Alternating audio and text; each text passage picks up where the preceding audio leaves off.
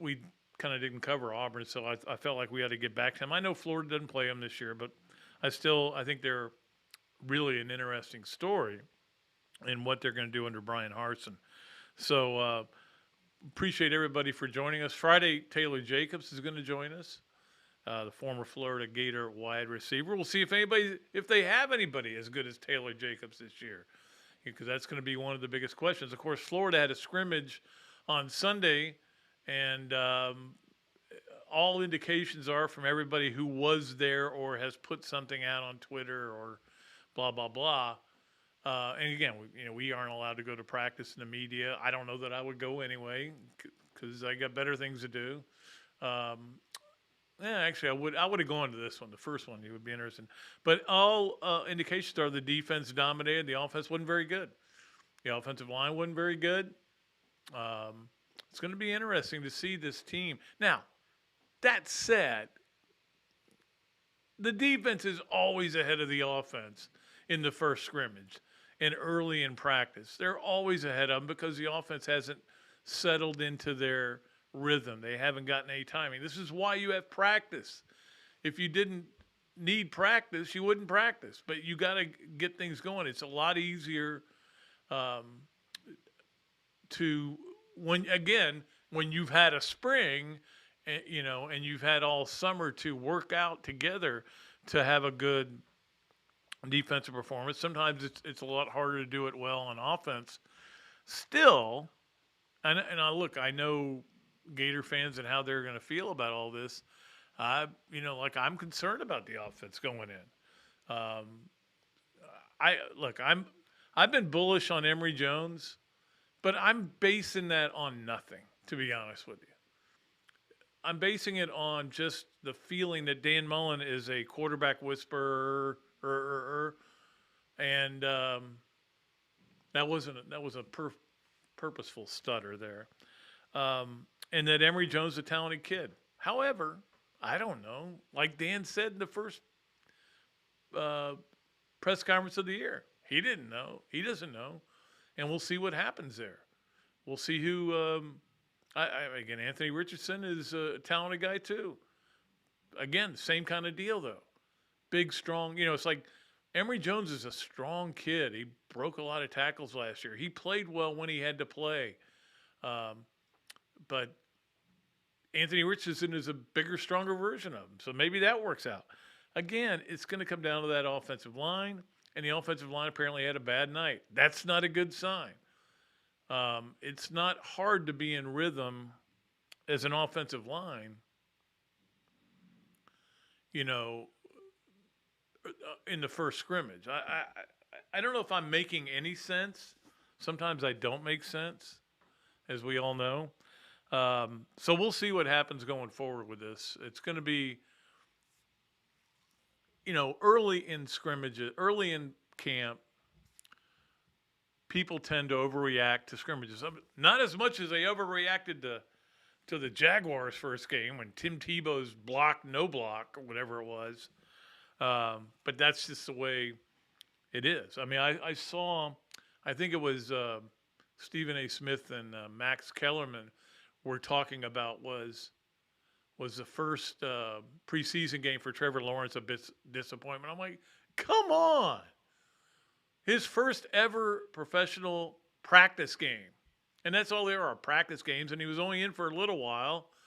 Come on, man. Nobody was disappointing in their preseason opener. Nobody's ever been disappointing. You could be disappointed, but it doesn't mean they're disappointing. And they have a chance to rectify all that as well, as we know. So we'll see what happens with the Gators, the mighty Gators, and see what going forward. Again, I think one reason it's important that they do have an opener that shouldn't be too difficult in Florida Atlantic, and then a second game against a USF team that's still trying to get things together and has a long way to go. I think it's good in that you get a chance to kind of do things and try some things out. You're not going to show too much, obviously. Florida, the rankings came out today, by the way, for the AP poll. We already had the coaches poll. Florida was 13th. I saw our friend Matt Baker, who is still voting in the poll.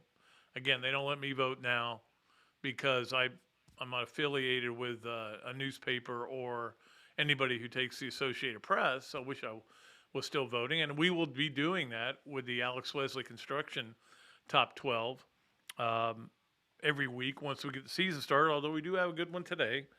It is just I saw he had Florida 13th, and that's where they ended up. So Matt is kind of thinking the way a lot of people do. And it makes sense. Look, that's probably about where I think they ought to be. Does it matter? No. Is it still fun to talk about? Yeah. I saw a tweet from Stu Mandel, who I'd like to get on the show. Stewart's obviously very busy, especially as we get to football season. I've known Stewart for a long time, and he tweeted, he said, it's officially number 21 Texas against number 23 Louisiana now. Louisiana Lafayette, it used to be called. Now it's just called Louisiana. And I was like, yeah, that's why you have polls. So you can say it's 21 versus 23, or it's 2 versus 5, the Georgia-Clemson game. That's why you do it. Alabama, number 1 in that poll. Again, I heard a great quote today from somebody who was saying they were trying to explain what Nick Saban is. And they were saying how he's this giant creation that he created. And that they put it better than that. I can't remember the exact wording, but here's Alabama. Let's not forget, last year, what happened? The national championship team from 2 years ago, LSU, lost everybody. Jamar Chase opts out. What happens? They go 5-5, and the only reason they go 5-5 is because somebody threw a shoe. They should have been at very least 4-6. Florida never should have lost that game. They shouldn't have been in that position to lose that game. So Alabama loses half their team. All these stars. Mac Jones, their great quarterback. Najee Harris, who I love, great player. I was watching the championship game just yesterday. It was on SEC Network, and I forgot about that great hurdle that Najee Harris had in that game. I think it was over Houston. I think it was over it was over Kaiir Elam. Just jumped over him and gained more yardage. Lost all that talent that they did lose, and they're preseason ranked number 1. That's the difference between the perception of Nick Saban and pretty much everybody else in the world. Because and I know Ohio State did lose a lot. I mean, obviously losing Justin Fields, but the reason Oklahoma is number 2 and the reason I have them number 1 is because they do have a ton coming back. They got a lot coming back on defense. They got Spencer Rattler. All that, but most teams, when they lose half their team, they lose their quarterback, people will look at them and go, I'll drop him down a little bit. Or I may drop him down a lot. Not Alabama, man. So Florida's 13th, and that's fine. A lot of news coming out over the weekend. And this is the great part. Like I've always said, and I said this when Jaden Hill got hurt, the only news that comes out of camp is bad news. Nobody ever you can't take the good news seriously. I talked about this a little bit the other day. You can't take the good news too seriously because a lot of times players go, "Oh, you wouldn't believe how good he's playing," or a coach says, "Yeah, I saw where Tim Brewster last week said that he thought Kamori Gamble was going to be the best tight end in America, and he may be right, but what are you going to say? Nah, I don't think he's very good. I think we need to get other tight ends in there." But the news coming out, the story on Friday, I think it was that these 3 conferences, of course, which would be the Pac-12, ACC, and Big Ten, are talking about an alliance where they would schedule each other, and basically it's just more bad news for the Big 12. There's the news that's coming out that is more bad news. I don't know that this is going to be a big deal if this does happen. It is kind of interesting. And then I saw Andy Staples, I think it was, did a really cool piece on the $4 million or $4 million club, which you kind of have to be in to be attractive. And this is where I keep going back to the Big 12. I don't know that there is an answer for the Big 12. I don't know that there's any way, especially if this merger happens, any way they can do anything that is going to make them relevant. But the 4 million club is 4 million viewers. How many times do you have that? And in the last, I think he went back 5 years. Alabama has 35 of them, 4 million viewer games. Florida, by the way, tied for 16th with 16. And this is not Florida at its best. You know, this isn't the Tebow Florida. I would be curious to see what those numbers were. This isn't back in the Fun and Gun Spurrier days. Although, you know, he told me something the other day. He doesn't really like it when they call it Fun and Gun. I'm like, that's going to break Bianchi's heart because he's the one who came up with that. But we also had some other news, including Eric Gilbert, who, of course, was at LSU, then committed here, then ended up going to Georgia, is not with the team for personal reasons, according to Kirby Smart. I feel like this kid needs to get it together, and I don't know all that's going on, and it's easy for me to say that, but he needs to get it together. I don't think there's any question. Luke Doty, the quarterback of South Carolina, had a foot injury, so but it turned out not to be as bad. It's kind of funny because I was talking to somebody about this, and they were talking about this on the radio, about how weird it is how at South Carolina, if a guy gets hurt, they go, oh, my God, he's out for the year. Well, it turns out it's not that big a deal. He's only going to be out for a little while. But still, that's the thing. We have news coming out. I did want to own up to a mistake I made on Sunday. I tweeted something out that was totally wrong. It wasn't I just tweeted out that there wasn't going to be tailgating in Florida. I was told that by somebody. Turned out there was a misinformation. There are some big tailgate parties, alumni-wise, that are in jeopardy just because they may not go with it because of what's going on around the country. And, you know, every time I look up, there's people are saying their hospitals are full of COVID patients. So we'll see what happens there. But that was a very un-Pat Dooley-like mistake because I always double check and triple check. And of course, Scott Strickland had some fun with me, and I called him and said, "Man, come on, you kidding me? You could have just called me and straightened it out." He goes, "We needed to get it out there. You screwed up." I go, "Yeah, you're right," and he is right. All right, so we'll take a break and then we'll come back. Tom Green will join us from AL.com, and we will talk to him about Auburn and the rest of the SEC when we return on Another Dooley Noted Podcast, live from the Shackow and Mercandani Studios in the coaching podcast room of Steve Spurrier's Gridiron Grill. Titan MRI, North Central Florida's premier independent diagnostic testing MRI facility. At Titan MRI, we're focused on you, the patient, having a great customer experience. Our MRI equipment is modern and 75% quieter than any unit in its class. And our MRI unit has one of the largest openings of any of the newer high-strength MRI units, which allows comfortable scanning for potential claustrophobic and larger patients. At Titan MRI, we look forward to serving you. Car accidents, trucking accidents, motorcycle accidents, and wrongful death. If injured or killed by the negligence of others, who will fight for the compensation you deserve? Shackow and Mercadante, 5 lawyers, more than 100 years of combined legal experience, millions in settlements and verdicts. Call Shackow and Mercadante, 371-3000.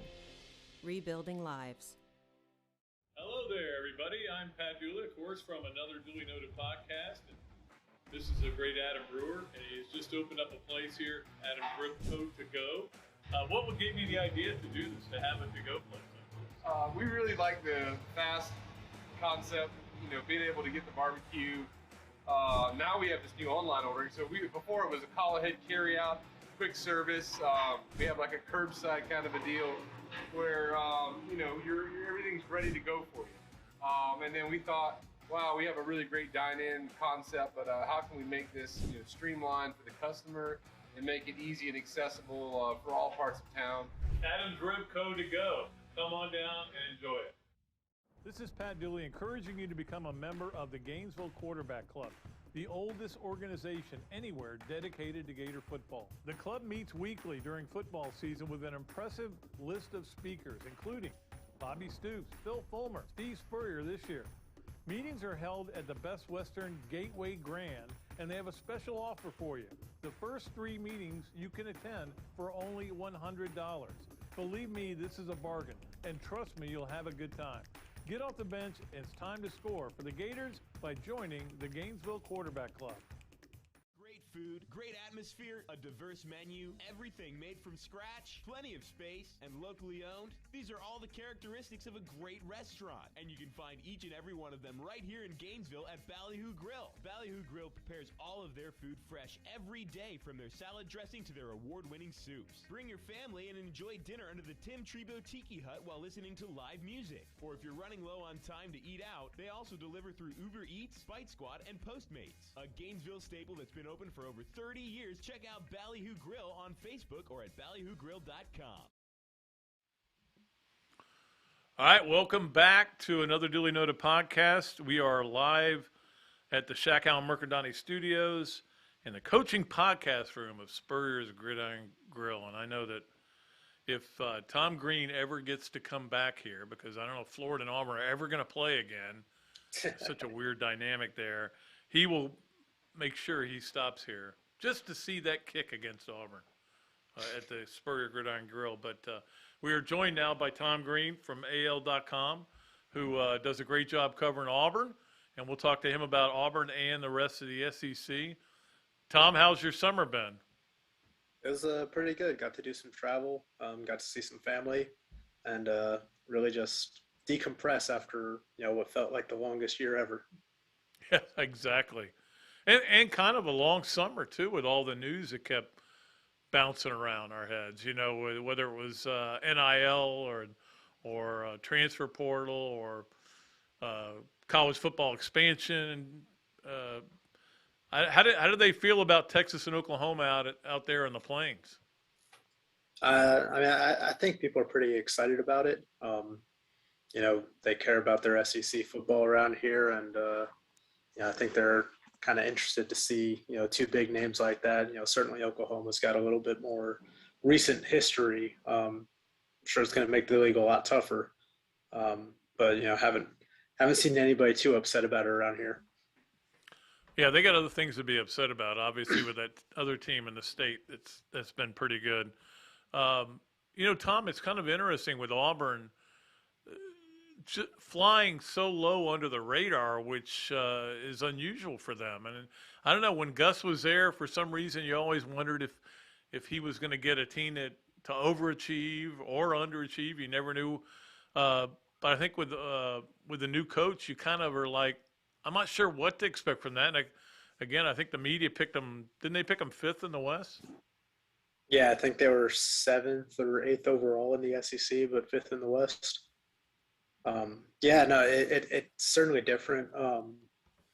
You think about it, Auburn always seems to do well when people think they're not going to be all that. When people expect an average season from them is when they kind of come out and surprise people. When people have big expectations for them is when they kind of disappoint. But to your point, with Gus every year it was, can they string together some magic and make a run? I think a lot of that came from just the success they had from his first season here in 2013. Then with Harsin, obviously he's a proven commodity with what he did at Boise State. That can't be discounted at all. But it's a guy who's never coached in the SEC. The closest he's come to coaching, in that footprint. He was offensive coordinator at Texas for a couple of years. Spent 1 year as head coach at Arkansas State, but he's completely new to this league. So I think a lot of people just aren't sure what to expect from him and whether all that success he had at Boise can immediately translate to Auburn, even though the cabinets certainly aren't bare here for him. Yeah, I wonder what the kind of reaction from the fan base was with the hire, and has it changed at all as they've gotten into camp? Yeah, I think the fans were certainly excited about the hire. Brian Harsin was one of the top, if not the top, group of 5 coaches over the last decade. And what he accomplished at Boise State, just making them one of the most dominant Group of 5 programs out there, while, not always being able to land the biggest recruits just because of the nature of, that program and its location and, who you're competing against. But, I think they're really excited about him, excited to get some fresh blood, for all the success that Gus Malzahn had here. I think people, certainly in the fan base, thought things were getting a little bit stale, with just, the inconsistency year in and year out. Yeah, I mean, do you think that's the biggest reason that he moved on? Is that I don't know, they got tired of him or bored with him or just expected more out of him? I think it's a little bit of all of that. This is a program where, like you said, that other team across the state, you're going up against, the greatest modern dynasty, that we've seen. Sure. And you have to compete against them every day. And, while he had more success against Alabama than anybody else has, it was the inconsistency in some of the other areas. He never won at Georgia. He never won at LSU. Only really beat either of those teams at home, and it was just inconsistent every year. I think, he averaged 4 losses a year, and don't get me wrong, Auburn traditionally every year is going to have one of the toughest schedules just because you're getting that Alabama, you're getting that LSU, you're getting that Texas A&M, and then you're getting Georgia as your permanent cross-division rival. So the schedule is never going to be easy, but I think, people just felt like he didn't quite live up to the expectations that were placed on him, whether those were fair or unfair remain, that's up to debate, really. But yeah, I think it was just a combination of a lot of things that kind of led to them just wanting to cut loose and, get a fresh start with someone else despite that hefty buyout. Yeah, very hefty. And the funny thing is, Tom, is that we all went into the COVID season going, well, nobody's getting fired this year, because everybody's going to be strapped for cash because of lack of attendance. And yet we saw all kinds of turnover, not only around the country, but it's certainly in the SEC. Yeah, I mean, I was one of those people that, going into last season, I would have been shocked that anybody really made a coaching change, unless it was just like complete dumpster fire disaster. Just because, we heard about all the belt tightening that, athletic programs throughout the country had to do. And, it was really just a unique season all around, from not having a spring to, having to go through all these protocols throughout the summer and having the season pushed back and it being an SEC only schedule. I think a lot of people were kind of surprised that, it came to that, not just for Auburn, but some of the other schools that made decisions. I think one reason that a lot of people are not, again, I mentioned Auburn a little bit under the radar, is they aren't sure about Bo Nix. And as good as he can be, I've seen him play in games where he wasn't very good. And do you think maybe he takes that step forward this year? Yeah, and I think that criticism of Bo Nix or that skepticism really is certainly warranted. You're talking about a guy who was SEC's freshman of the year 2 years ago, and had some incredible moments. Bursting onto the scene in that Oregon game with that game-winning touchdown, and other moments throughout the last 2 years. But he's just been inconsistent. Sometimes it feels like one step forward, 2 steps back with him. And to your point, there are some games where that Florida game 2 years ago, certainly one of them where his mistakes kind of cost them. You look at the South Carolina game last year, where those 3 interceptions really buried them, and that that was one of those inexplicable losses really for that team. But with Brian Harsin coming in and Mike Bobo coming in, now I know this is going to be Bo Nix's third different offensive coordinator in 3 years. But you look at the track record that each of those guys has working with the quarterback position. Certainly Mike Bobo, what he did at Georgia with a lot of those guys. Brian Harsin himself being a former quarterback, and just the production that he got out of guys while he was at Boise State, whether it was Kellen Moore or any of those other guys that came through. There's proof of concept there, and sure. It's all about whether Bo Nix can put it all together. And everything we've heard is he's kind of been more vulnerable in terms of taking to the coaching, being more accepting of it. And I think the addition of TJ Finley from LSU as a transfer this offseason has kind of pushed Bo to elevate his play every day in practice. Brian Harsin talked about it last week. Quarterback's a position where you can't really afford to have a bad day or a day off. You need to treat every rep like it's a game rep. And I think just having someone like TJ Finley, who, man, he's got a live arm. He's looked really good out there. And Bo's been right there with him. They're just going shot for shot every day in practice, it seems. And I think that's really helped him kind of elevate his game and understand that, hey, there needs to be some pressure here to kind of take that step forward and, be that 5-star quarterback that he was coming out of high school. By the way, this is a dog-friendly show, so I got to know what kind of dog that is. I'm not sure which one it was. We got 3 dogs. we got 3 dogs here right now. My mom's in town with her dog for the week, so could have been any one of the 3. They're in the other room, but yeah. I'm a big dog fan. You talked about the transfer in of TJ Finley, but some guys transferring out certainly hurt, especially the big cat. I liked him as a player and ends up going to UCF. How do you think they will be defensively?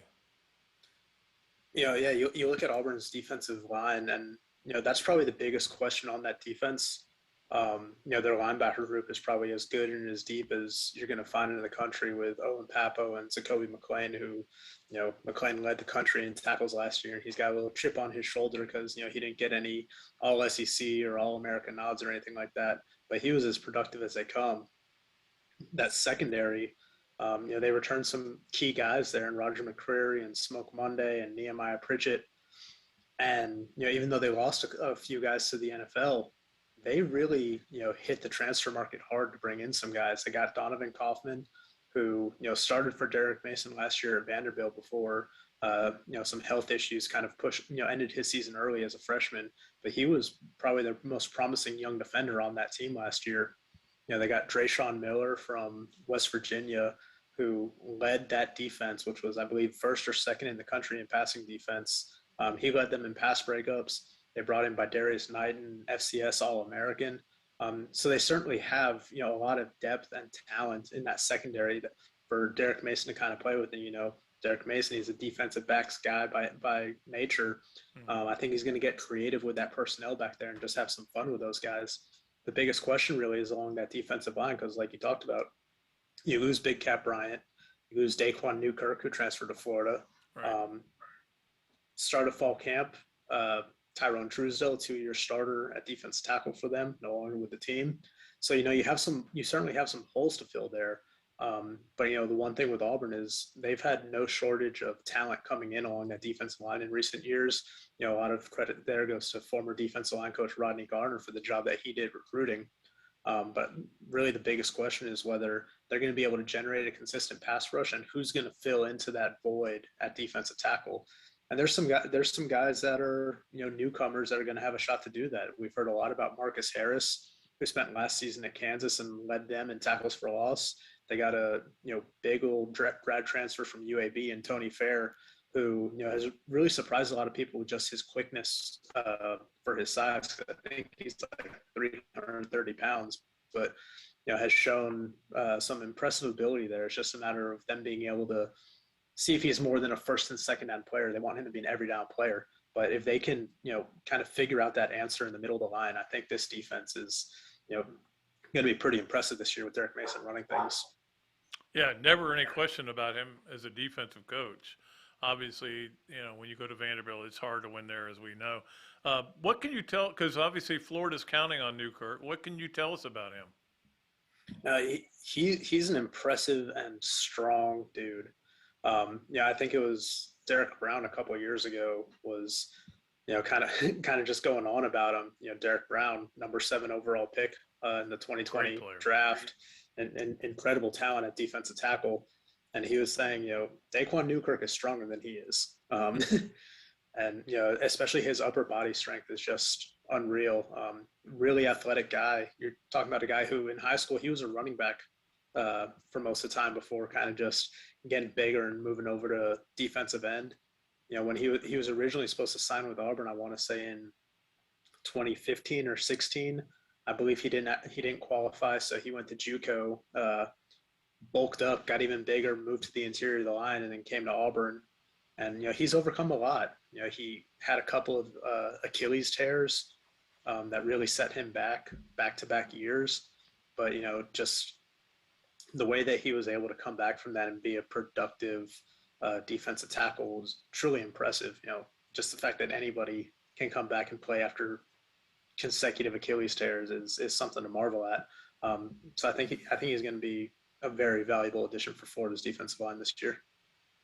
Now, I know, like Florida, Auburn had a scrimmage, I believe, yesterday, right? And what did you get? Saturday night, yeah. Saturday. What did you get? I know they had a rain delay and then a weather delay, but they finally played. What did you take from that? They wanted to get out there under the lights and kind of simulate that 6 p.m. start that they're going to have for that season opener against Akron next month. But the weather had kind of different plans for them, so they got kind of a delayed start. Ran about 100 plays, split it up pretty evenly between first, second, and third teamers. And, as is the case pretty much anywhere you go this time of year, the defense is going to be a little bit ahead of the offense. Defense is always about reacting and effort, where offense, you need to execute. So it's no surprise that the defense was a little bit ahead and, forced some turnovers, a couple fumbles, a couple interceptions. But I think that, two of the bigger takeaways, at least from speaking with Brian Harsin, was the progress that the wide receivers made. This is a very young and inexperienced wide receiver core. They lost Seth Williams, Anthony Schwartz, and Eli Stove, who accounted for, I think 72 or 73% of the team's receiving yards and like 65% of its receptions last year. So that's a lot of production to kind of replace. And, you don't have anybody returning to that group with more than 10 career receptions. So one of the things that Brian Harsin's really kind of been touching on, since the spring with that group is just consistency day in and day out. And, whether it's on the field and your splits, just doing the preparation needed to play receiver in this system. And, those guys went up and made some nice plays in that scrimmage. Heard a lot about some crucial third down catches, some nice yards after the catch situations. So I think he was really pleased with the progress of that group and just the carryover that they've shown with their consistency from practice to a game-like situation. And then the other one is just the offensive line. They were solid at times, but as Brian Harsin said, they were still inconsistent, had some breakdowns in pass protection, some missed blocks and miscommunications. But overall, did a pretty good job in run blocking, which, that group did well with last year. But, pass protection was their biggest issue last year. And he said they seemed to make more progress there and just be more consistent in their pass protection. So I think that's a good sign for Auburn. Biggest question on this offense really is, how well that offensive line is going to develop. Last year they brought back one starter, replaced 4 guys, but this year they're bringing back 8 guys with starting experience.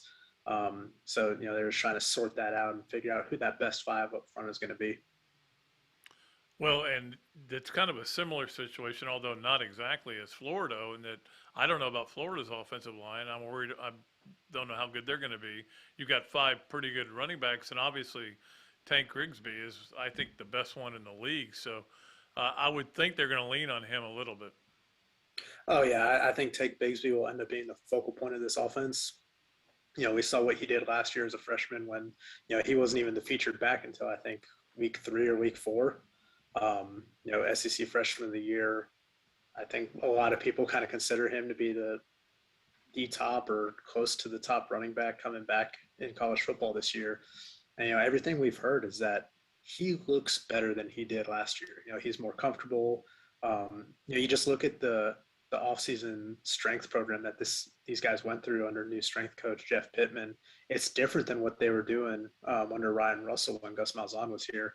And a lot of these guys look noticeably bigger. I think we're going to see that pay off with Tank Bigsby. I mean, he was elusive already last year, really hard to bring down in the open field. I wouldn't be surprised if we see him kind of shed some more tacklers this year at his size. Have you ever been to Happy Valley? I have not.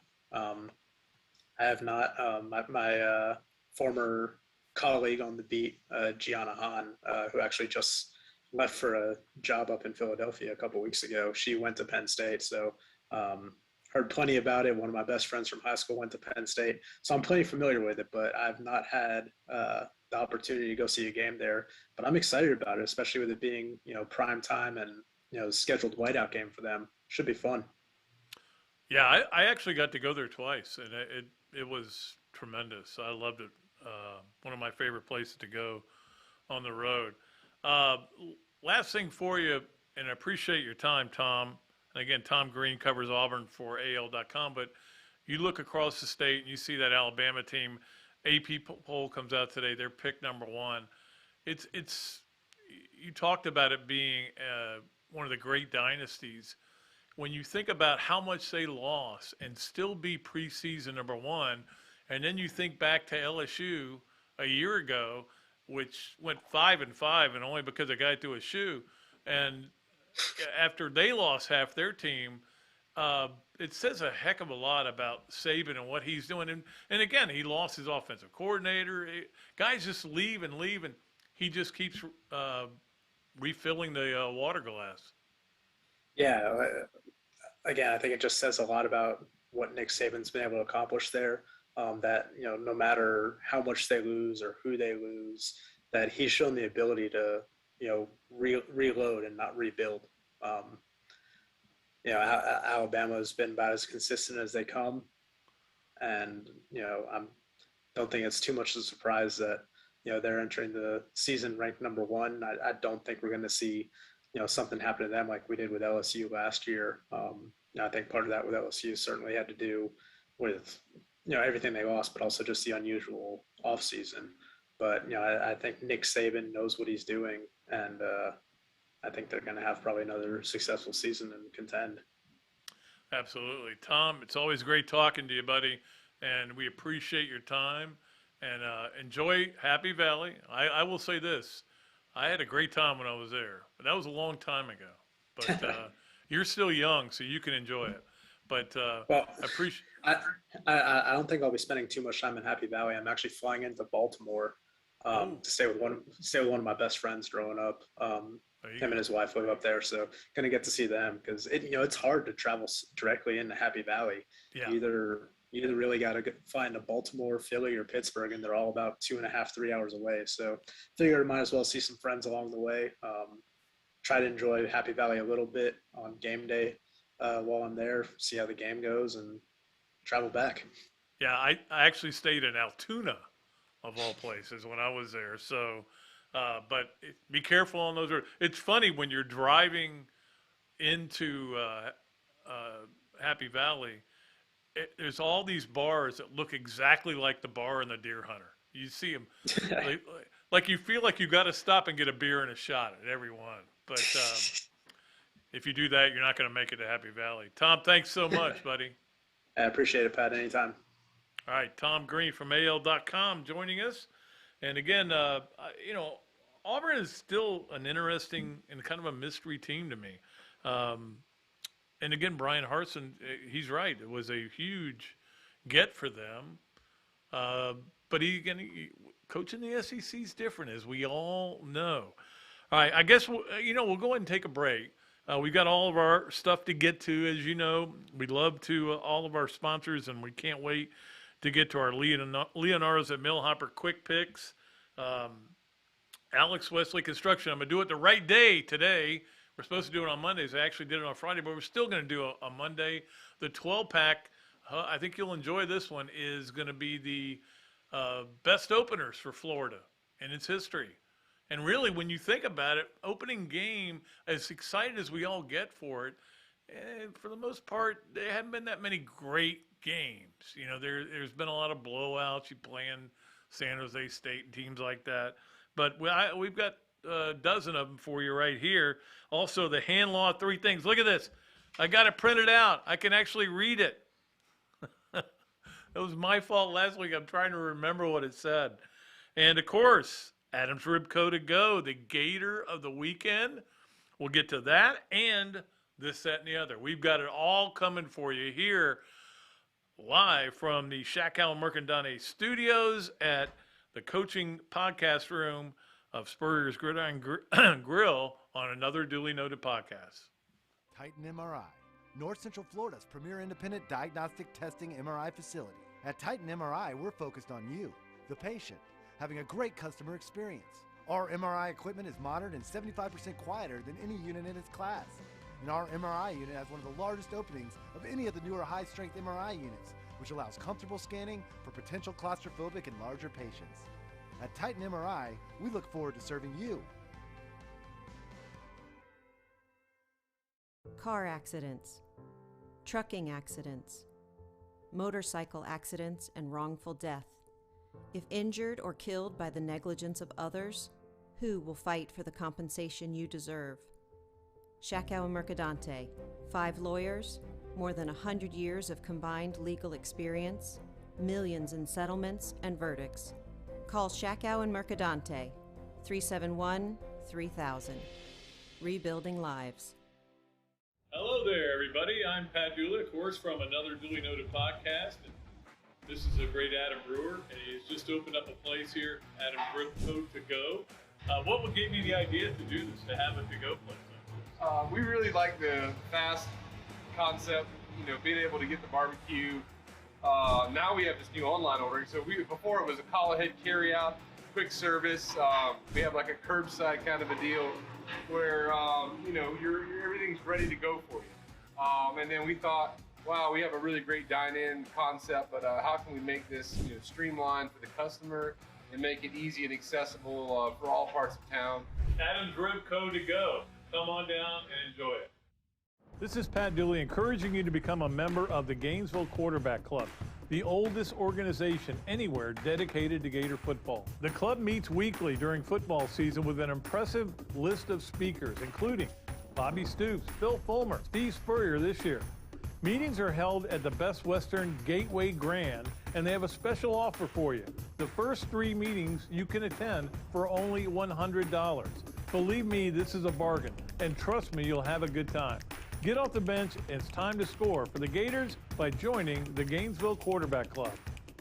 Great food, great atmosphere, a diverse menu, everything made from scratch, plenty of space, and locally owned. These are all the characteristics of a great restaurant, and you can find each and every one of them right here in Gainesville at Ballyhoo Grill. Ballyhoo Grill prepares all of their food fresh every day, from their salad dressing to their award-winning soups. Bring your family and enjoy dinner under the Tim Trebo Tiki Hut while listening to live music. Or if you're running low on time to eat out, they also deliver through Uber Eats, Bite Squad, and Postmates. A Gainesville staple that's been open for over 30 years. Check out Ballyhoo Grill on Facebook or at ballyhoogrill.com. Okay, welcome back to Another Duly Noted Podcast presented by Titan MRI from the Shakow and Mercadante Studios in the coaching podcast room at Spurrier's Gridiron Grill. We were talking, there is an Ike Hilliard catch of the day. I saw that on the menu. So I won. I got something on the menu. And the this, that, and the other is, I suggested, but I didn't suggest exactly what they have. But obviously they're doing unbelievable business here and great stuff. All right, we are going to do 3 things. I've got the thing here. 3 Things is presented by Hand Law, a Florida law firm which helps clients with government.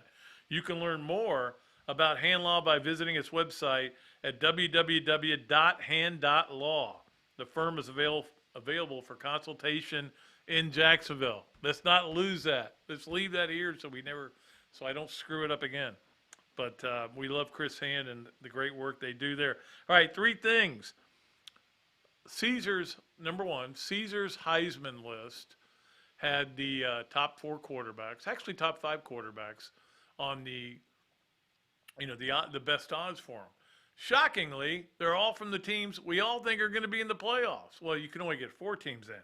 So guess who? Oklahoma, Alabama, Clemson, Ohio State, Georgia. That's the order of where they came. I don't even know who the Ohio State quarterback is, okay? Obviously, we all know Bryce Young, has gotten a lot of pub, and you assume he's going to be great, but this is what we talked about before, about how the rich just keep getting richer as we go forward with NIL and all this stuff. Who cares about any of that? You're going to keep, as long as the same teams make the playoffs, they're going to have the Heisman winners too. That's another thing that we haven't even thought about. Number 2 on 3 things presented by Hanlaw. If you saw the interview on Sunday with Chesson Hadley, who of course is a golfer who I've kind of followed a little bit, but I don't really know him or anything.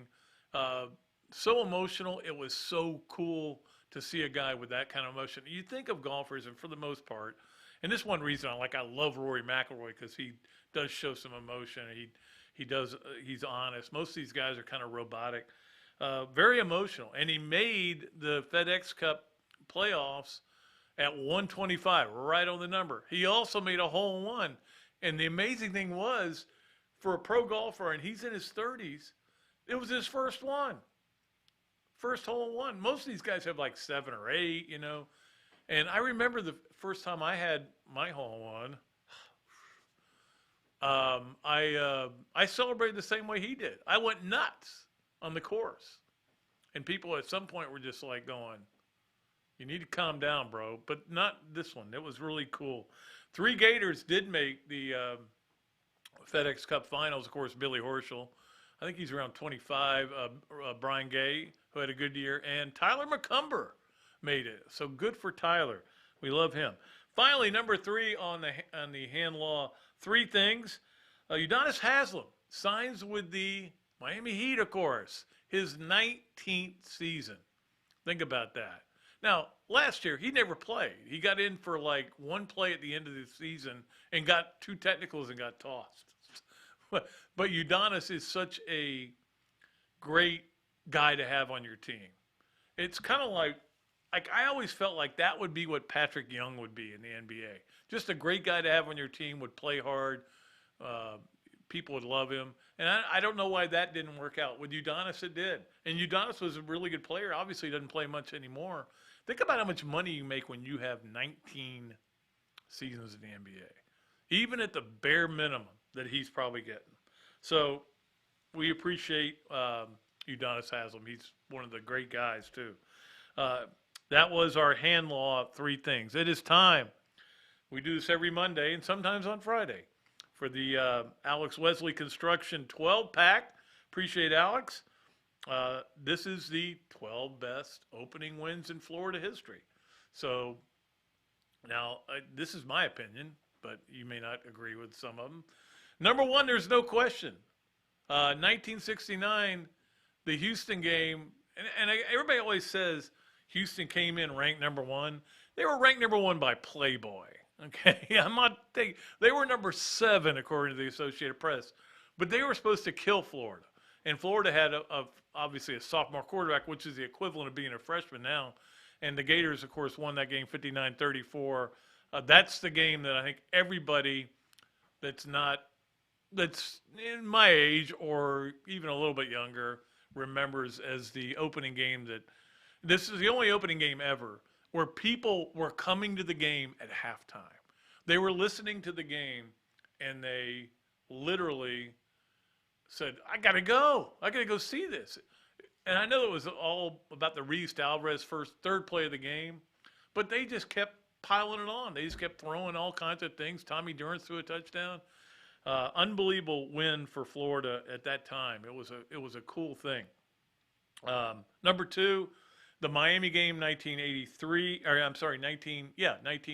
That was the catch. No, I'm sorry. 83 was when they beat Miami. Miami went on to win the national championship. Number 3, Miami, 1982 was the catch, and by James Jones, of course, one of the great catches ever. It's kind of weird. That 82 season, they had 3 of the biggest games ever at Florida. 3 of the most important wins for Florida. They beat, obviously, the USC game, and then they won this Miami game, and I think those were back-to-back weeks. I don't have a media guide, and of course the FSU game that year was huge. And yet that team, I think, lost 4 games somehow. I don't know how they did that. All right, number 4 is the Oklahoma State game in 1990. The reason Steve Spurrier's first game, and we watched that game. We went, oh, things are different at Florida now. Now, I will say this: Oklahoma State wasn't very good. They were coming off probation or on probation. I can't remember the exact details of it, but we knew that things were different. Remember who scored the first touchdown of the Steve Spurrier era? Dexter McNabb, 1-yard run. So if you can use that in a trivia. Number 5 is Cal in 1980. The biggest reason for that, the year before Florida went 0-10-1. So just to win that game and they killed a really good Cal team. They had a lot of good players. Rich Campbell was their quarterback, really good. It was down in Tampa. Florida won that game easily. Ole Miss last year, and the number 6 for me. And the reason was because I was worried about that game going in. I mean, you don't know how teams are reacting to what we were dealing with. And Lane Kiffin, he could bring out everything he did. And look, they moved the ball up and down the field, scored a lot of points. But we found out, I think that was the day we said, Kyle Pitts isn't just really, really good. He's unbelievably good. He's a unicorn. Number 7, Mississippi State, 1962. I had to give a salute to some of the older guys. That game was in Jackson, Mississippi. Back then, Mississippi State used to play a lot of its games there, and that was a big win for Ray Graves. Number 8, Kentucky in 92. The biggest reason this made the list is it was the only time Florida's opened before that Ole Miss game. I think that was the first time Florida had opened with an SEC game. And that, I think it was 35-16, something like that. Florida didn't look that great, but they won that game. But you usually don't want to open with an SEC game to start. Number 9 was Miami, of course, 2 years ago. And the only reason that's so low, that was a big win. And the reason I say it's a big win is because you don't want to lose to Miami. They needed to beat Miami. It was important. It's huge for that season. The only reason I have it so low is it was a terrible game. And Felipe shushing the crowd and telling the crowd to, and then going out and throwing a pick that almost cost them the game, and Miami had the ball at the end. There was something about the game I just didn't like, but it still was a big win. Number 10, Duke in 1970 in the Gator Bowl. I remember that game very well. I was there, and Carlos Alvarez ran back a punt for a touchdown. My favorite player of all time, as we all know. Number 11, Miami in 1985. I think that was 35-23, big win for the Gators that day.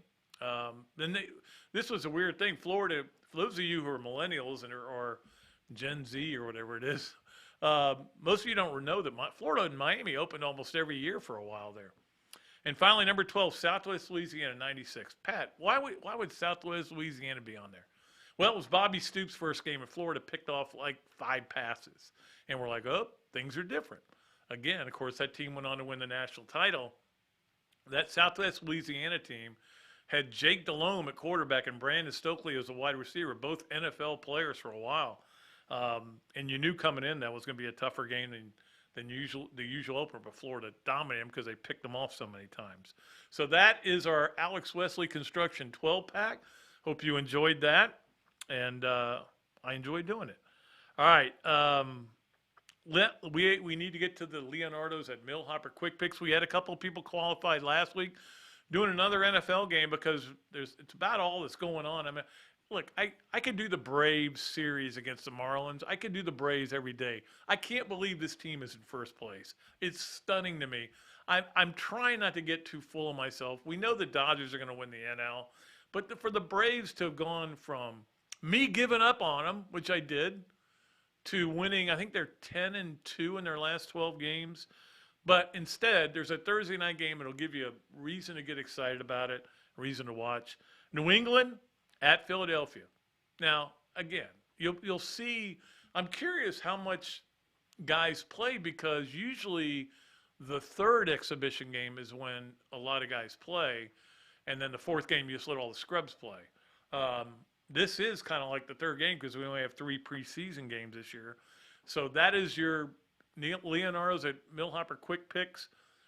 I promise you, our last winner, I promise you, tomorrow I'm going to get your stuff to you. I'm going to mail it to you. I have been caught up with a lot of things, and it's a me problem. But we will get it to you. We'll get you Leonardo's at Millhopper gift certificate as well as some other great stuff. It's really a cool package. I have put it together. I just haven't gotten to to the post office. Sorry about that. But you'll get it. That's the main thing. All right. Adam's Ribco to go. Gator of the weekend. I had a lot of choices here. I thought about Tyler McCumber. I thought about him. Played well in his tournament. Thought about some other guys. I almost put Eddie Pinedo, or Pinedo, as some people pronounce it, on there after his game-winning kick against the Lions, I believe, for the Colts. And, of course, just the fact that he's back playing after missing all last year with an injury, it was like a 25-yard field goal. Nah, you're not getting on for that. Instead, our Gator of the weekend is Jonathan India. Jonathan India is having an unbelievable year. His 15th homer, tied now for the most ever leadoff homers in Reds history. He's probably going to be the Rookie of the Year. Congratulations to him. I did think about, and right, by the way, he's now hitting, I think it's 275, with 15 homers and 49 ribbies. I almost put Zunino on there, who hit a homer yesterday, and I think he's up to 25 homers this year. But Jonathan India, I didn't see this coming. I knew he's a really good player.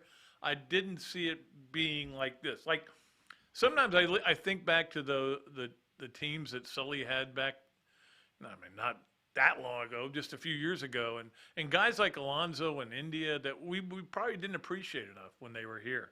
But certainly, India, I hope he is Rookie of the Year. That would be really cool. So the Adams Ribco to go, Gator of the weekend. And finally, this, that, and the other, I remember thinking how it was really interesting, this is this, by the way, when Joey Gatewood transferred to Kentucky. I'm like, I like Joey Gatewood coming out of high school, and he went to Auburn, and he didn't get to play, and Bo Nix and all that. So I think he may be a talented, he's a talented guy. That could be a problem for Florida somewhere down the line.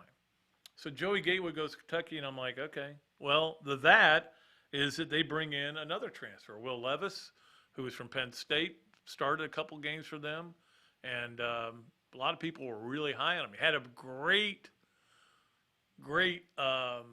spring, and people were telling me, it's between him and Bo Allen, and Joey Gatewood's still in the mix, and it's going to be interesting quarterback competition. Well, the other, the other is that Will Levis does win the job. They name him yesterday. Immediately, Joey Gatewood enters the transfer portal. Booyah. I mean, did he even walk out of the meeting room and before he put his name in? He probably texted his name in, and who knows where he'll end up next. Nothing against the kid, but this is what we are dealing with in college football. You're naming another guy to start? See ya. Again, I've said this a million times. We should appreciate guys like Kyle Trask and Emory Jones for sticking it out, especially Kyle Trask, and being a Heisman finalist because he stayed with it. So that is the this, that, and the other course, brought to you by Dar Shakow Insurance, brought to you by Ballyhoo Grill, and brought to you by Ironwood Golf Course, where I played in a tournament Saturday. We had a little rain, and I holed one out on the wasn't our first hole, it was our 10th hole, for an eagle. How about that? Congratulations to me. Yeah, it's the first eagle I've had in a long time. Of course, it was a scramble, so it didn't count for me. Anyway, we appreciate everybody, all of our great sponsors. Appreciate all the great people that have done so much to help us with this podcast. We'll keep going Friday. Taylor Jacobs, former great Gator wide receiver, will join us on Another Dooley Noted Podcast, again, from the Shakow and Mercandani Studios and the coaching podcast room in Steve Spurrier's Gridiron Grill. We appreciate them. We certainly appreciate all of our sponsors and our